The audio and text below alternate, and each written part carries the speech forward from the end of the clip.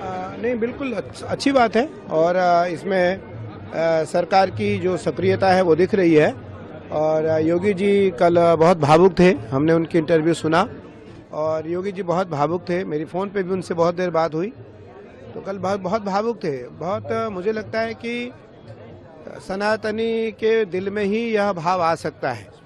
और योगी जी तो साधु हैं, एक परंपरा के आचार्य हैं, नाथ परंपरा के राष्ट्रीय अध्यक्ष भी हैं नाथ संप्रदाय के।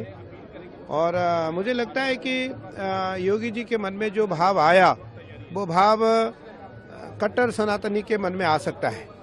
और इसकी बिल्कुल जुडिशली इसकी जो जांच है वो जुडिशरी जांच होनी चाहिए, क्योंकि जहां तक मेरा मानना है आज करोड़ों करोड़ जनता की श्रद्धा, करोड़ों करोड़ सनातनियों की श्रद्धा आस्था कुंभ को लेकर के है। निसंदेह हमारे योगी आदित्यनाथ जी, हमारे आदरणीय प्रधानमंत्री नरेंद्र मोदी जी, गृह मंत्री जी अत्यंत संवेदनशील हैं कुंभ को लेकर के, इसमें कोई दो राय नहीं है। और उनके कारण ही यह संभव हो पा रहा है। और योगी जी के कारण जो कल अखाड़ों का स्नान हुआ वो किसी और के कारण नहीं हो सकता था, ये भी बड़ी बात है। अगर योगी जी के जगह पर कोई और होता आज, तो मुझे लगता है यह संभव नहीं था, यह संभव नहीं था। और मैं आचार्य होने के नाते ये बात कह रहा हूँ कि सभी अखाड़ों ने एक साथ एकजुट होकर के सरकार का समर्थन किया और आम जनमानस का सहयोग किया, जो सनातनी है उनका सहयोग किया। और सनातनियों का सहयोग करना ही साधु संतों का धर्म है, कर्तव्य भी है और आवश्यक भी है, तीनों बातें। तो इसलिए सनातन धर्मावलंबी जो लोग हैं उनको इस बात का जरूर ध्यान रखना चाहिए कि हमें कुंभ की मर्यादा का पालन भी करना है। आज कुंभ को लेकर के मैंने सुना, अभी मैंने पढ़ा देखा नहीं, अगर मुझे कुछ ऐसा लगता हो कि मैं कुछ कह रहा हूँ तो उसको अन्यथा न लिया जाए। मैंने सुना कि कुंभ को लेकर के अनर्गल बातें की जा रही हैं कि कुंभ में आप ना आए, कुंभ में आपका आगमन सही नहीं है। मेरा मानना है कि कोई ऐसी अव्यवस्था कुंभ में इस समय नहीं है, कुंभ व्यवस्थित है। और आचार्य, अभी मैं आया अपने शिविर से, मेरा शिविर और अखाड़े की दूरी लगभग 9 किलोमीटर के आसपास है। मुझे आचार्य पट्टाभिषेक करना होता है, मुझे जितने भी महामंडलेश्वर बनते हैं उनका पट्टाभिषेक करना होता है।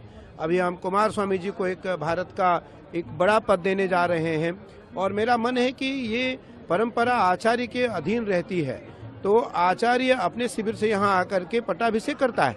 मैं अभी लगभग 9 किलोमीटर की यात्रा तय करके आया, मुझे व्यवस्थित लगा और सब एक सुचारू रूप से कुंभ की व्यवस्था चल रही है। इसलिए कुंभ बिल्कुल व्यवस्थित है, कुंभ में कोई अव्यवस्था नहीं है। जो घटना हुई है उस घटना की जांच जुडिशरियल होनी चाहिए और उसकी जांच अगर राज्य सरकार और हाई कोर्ट के निर्देशन पर होती है तो निस्संदेह दूध का दूध, पानी का पानी होगा।